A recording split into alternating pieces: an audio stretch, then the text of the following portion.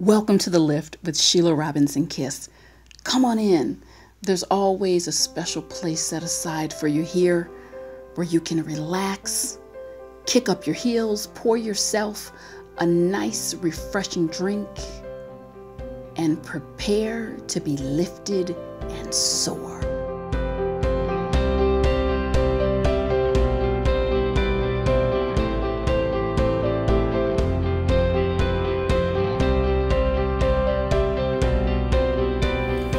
Question I would like you to ask and automate: if you find yourself in a circumstance where you feel that there could be some manipulation going on, and on top of that you're in depressed or anxious state, you can say to yourself, should I be making any decisions at this time? Can I sit with this? Should I be making this decision at this time? Can I sit with this? And when you ask yourself the question, can I sit with this? The answer should be a resounding yes, because you are in the captain of your ship. You are in control. But when you are in a depressed and anxious state, understand that your primary responsibility is resolving this low mood or anxious mood so that you can make a good decision and see things clearly. You take yourself out of that potential equation where you're being manipulated to the extent that you can until you are feeling better and stronger to re-engage. You know, it was interesting, as I was talking to James, he enlightened me on quite a bit of the tactics that manipulators will use, and sometimes they can feel so subtle. They can be so subtle you may not even detect them. But I want to go back to this interview with James, because he definitely has more, and I want you to get a feel of how these folks can operate. So let's tune in to more of the interview with James. What is the best advice that you could give someone to avoid being manipulated in a day and age where it's so pervasive? Well, first, focus on the facts and not your feelings, and you won't get taken. A lot of mistakes are made because of unchecked emotion. Keep your feet on the ground.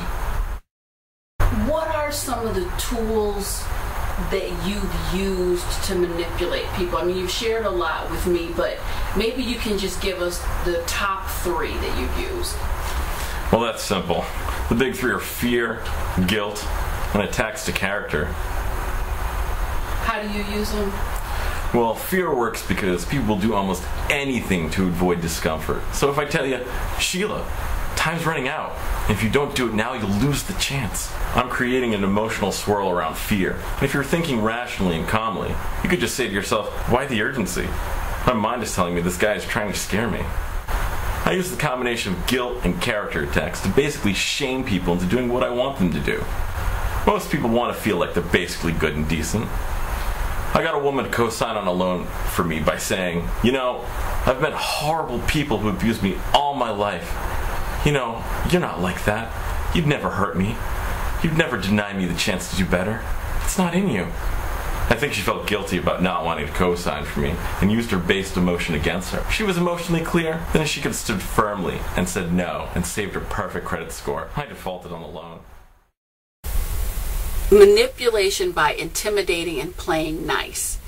Do you know that there are so many crimes where the criminals will create chaos and noise in an environment so they can more effectively facilitate their criminal activity? When shoplifters are in a store, often they will work in teams, and they will create a commotion in the front of the store so that they can put merchandise and tuck it in their coat and bags and jackets in the back of the store. So as you visualize that scene, think about how a person can use this chaos, you know, being nice and being intimidating, going back and forth.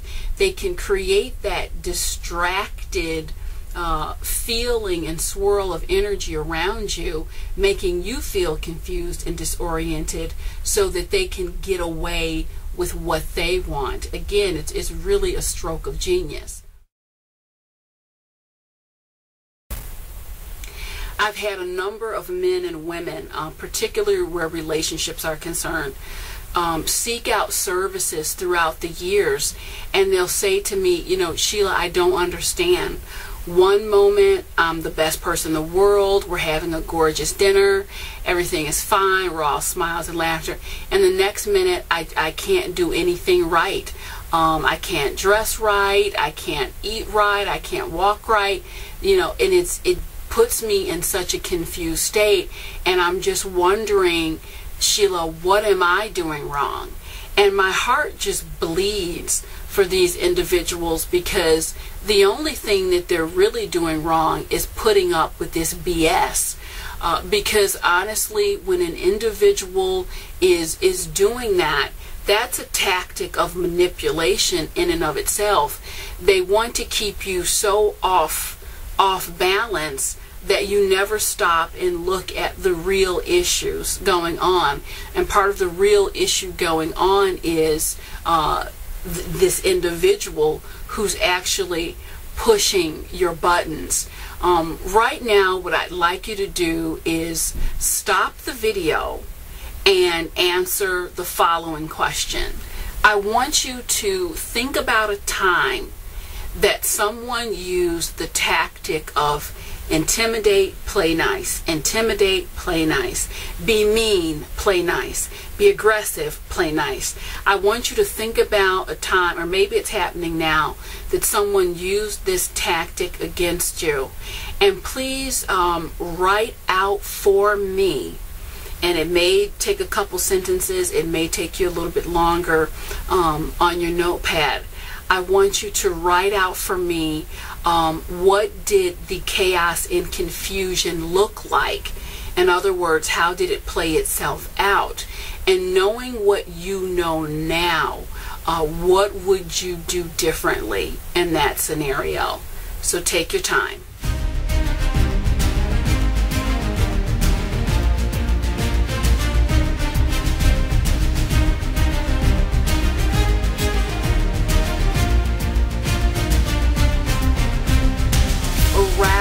Enthusiasm and then mislead. This is another classic form of manipulation. The reason being, and manipulators know this very well, if someone can move you into a hyper state of arousal or enthusiasm, they have a much better chance of manipulating you, because you're actually not thinking clearly or rationally because of that hyper elevated mood that you're in. One manipulator that I work with told me flat out, I was able to con women out of thousands of dollars, because what I would do is wine them, dine them, we would have amazing sex, and then I would go ahead and make my pitch, whether that was needing a loan or a killer investment deal. That's the time I would make my ask. And they were so elated that rarely, if ever, did they say no. Also, I want you to think about like the glitz and the glamour and the lights. If you go somewhere like Vegas, they do it that way because all that noise and that entertainment, that money, it puts people in hyper states of arousal. And a lot of times they don't make good decisions because of it. So one of the things that you can do, and I'm not saying, hey, please enjoy your hyper states of enthusiasm and arousal. Life is meant to be enjoyed, but also make the promise to yourself, I'm not going to have any critical conversations or make any critical decisions when I'm in these states. If I don't feel that both of my feet are firmly planted on the ground, I'm not making the decision at that time. You know, it's really a wonderful way, again, to emerge your emotions and your intellect. I'd like you to stop the video now to answer a critical question. Please think about a time in your life when someone or circumstance aroused such enthusiasm, you were in a hyper state of arousal, and then you were misled because they took advantage of your state of mind. I'd like you to write out that scenario, what it looked like, how did it manifest, and knowing what you know now, how would you handle it differently?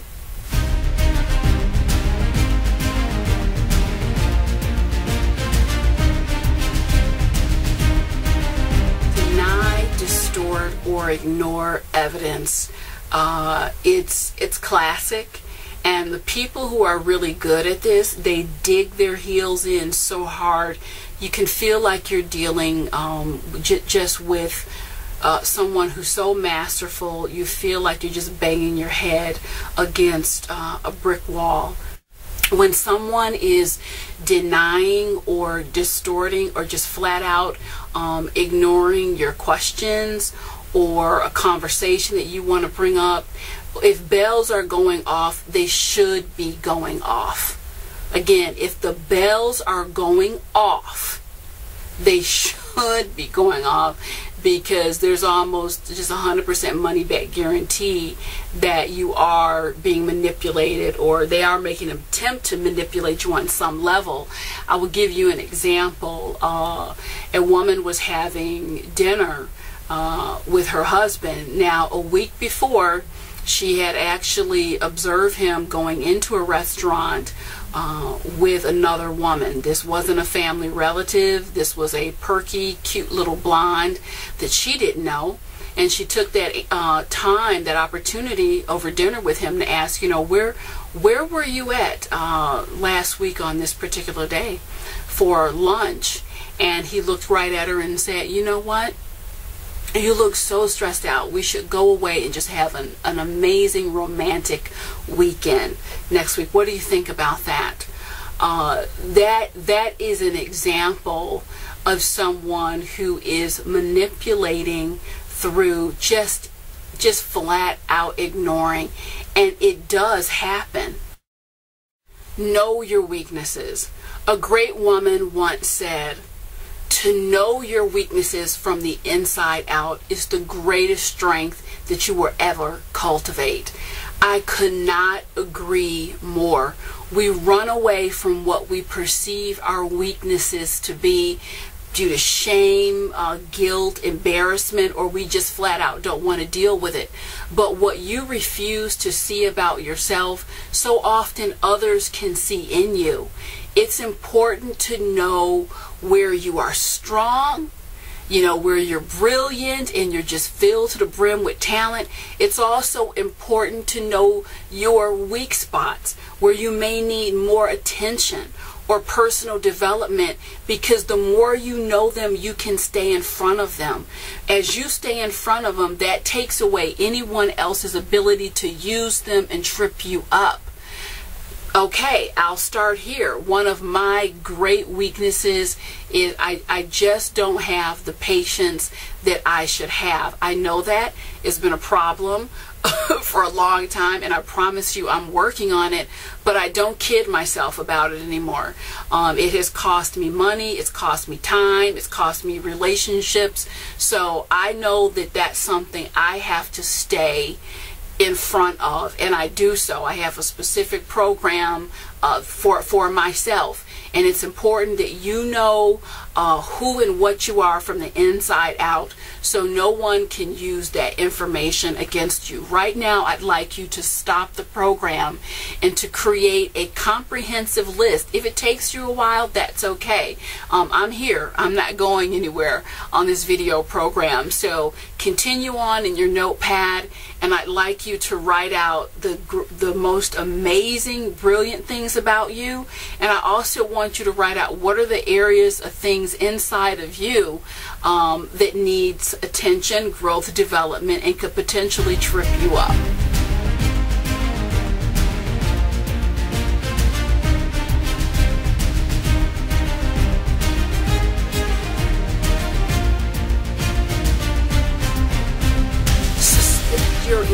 emotions and assume the observant position.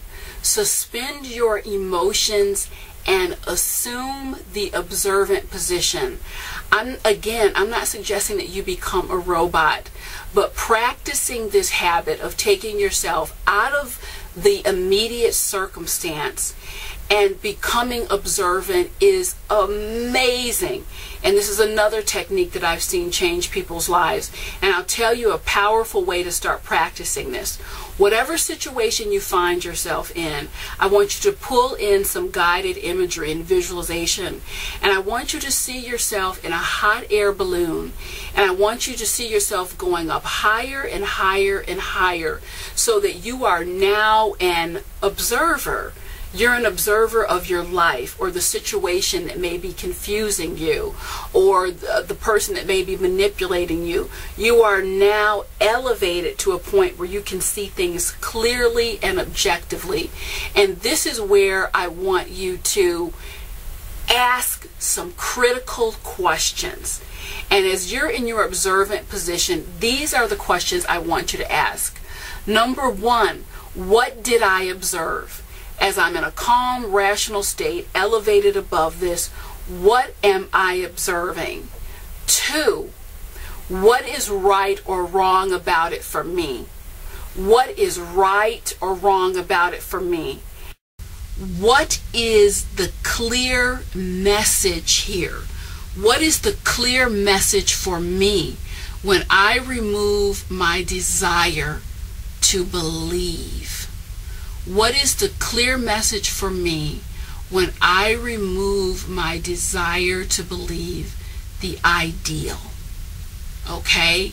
When you are in an elevated position of observation, you can look at the lay of the land and see clearly. You've heard the saying, sometimes you just can't see the forest for the trees. I'm asking you to take that hot air balloon or that helicopter and get out of the forest, so that you can see the trees. Use this exercise often because it works.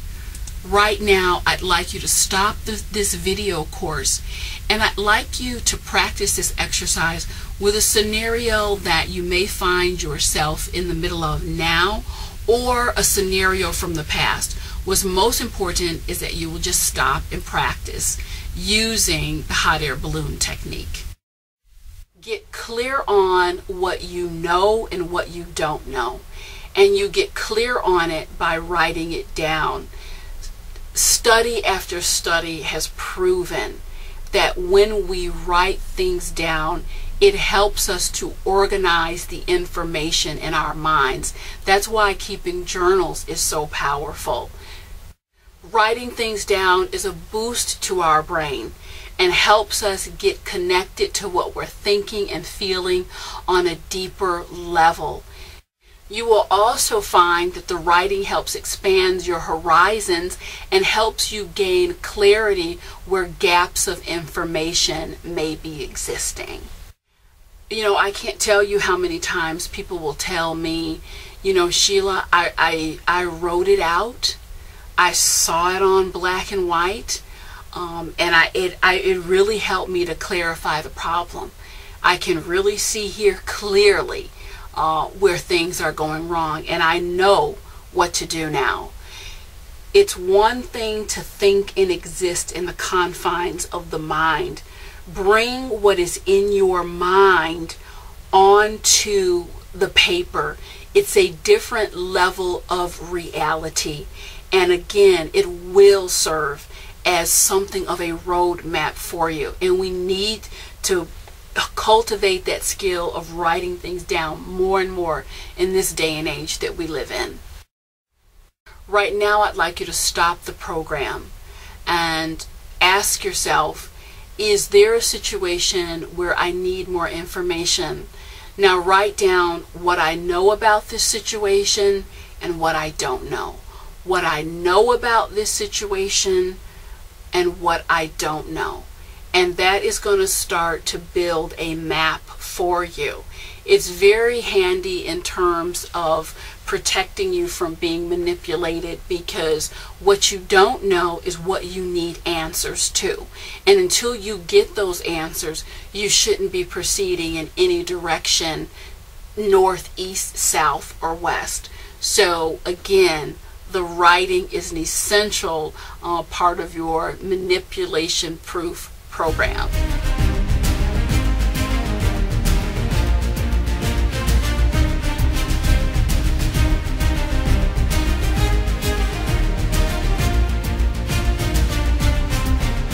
Manipulators don't look like monsters. Why do we insist on thinking that they have to look and dress a certain way? I can promise you they don't. Manipulators can range from age 4 to 94, quite frankly, and they come in all shapes and sizes. You cannot judge a book by its cover. Throw that out. I'll repeat, you cannot judge a book by its cover. I know of a woman who was broken down financially, emotionally, physically, and spiritually, and taken for everything she had because she looked at this tall, handsome gentleman and just believed, you know, he must be Prince Charming. Why? Because he looks like Prince Charming. And her world collapsed shortly after that. So again, I want to protect you from this, so I do have an exercise for you. From now on, no matter how a person looks, I don't care how much bling, how fabulous, how amazing, what they have, how much money, no matter how they look or what kind of props are around them, a car, a house, I want you to envision the person that you're dealing with. I don't care who it is. From this point on for the rest of your life, I want you to, what I call, strip them down. I don't want you to pay attention to their hair, clothes, makeup, anything else. I want you to envision them just wearing just the most plain, basic white robe possible. I want you to imagine them with no jewelry, no makeup. Matter of fact, you can just put a white cloth around their mouth. Put a white scarf on their head, where all you can see and focus on is really their eyes, their behavior, what they're saying. What they're saying, their behavior, and the constellation, and does it all add up? We put too much stock in props when you really have to start looking at behavior, intention, what is being said, does it match up? So that exercise is powerful, and it really works if you practice it, because it's just going to keep you focused on the pure essentials that you need to ensure that you're dealing straight up and the people and circumstances you're getting involved with are dealing straight up. Again, like I said in the beginning of the program, cream rises to the top, and where there is truth, everything is going to match up. And people who don't have anything to hide, they put all their cards out on the table.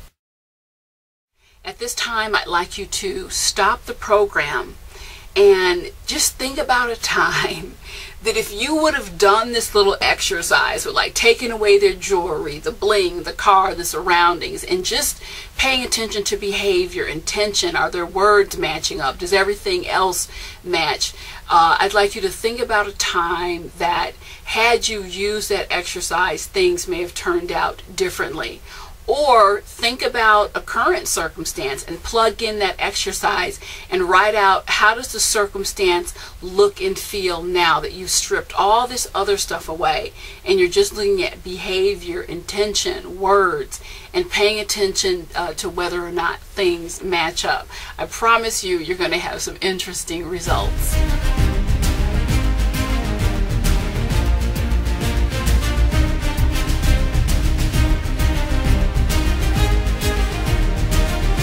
Delay all answers and expect delays. You know, one of the things that make manipulators so slick is the sheer speed that they move with. When things are happening fast, that's a sign right there. Sometimes things are legitimate, they're wonderful, and they're happening fast, but like I said, cream always rises to the top. But when things are moving fast and you find discomfort in it, you can insert your own delay.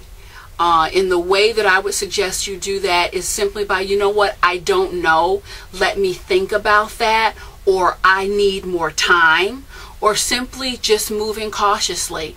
Whatever seems to be unfolding, put the brakes on, slow down until you have more perspective. Also, by slowing down, you just gain more control over your thought process, more control over your environment, more control over your decision making.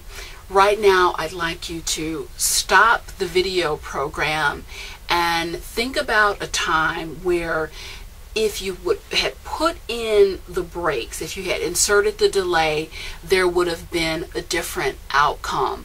If you can't generate a time, perhaps there's a current circumstance that you want to generate and insert your own delay. And if so, ask yourself the question, why?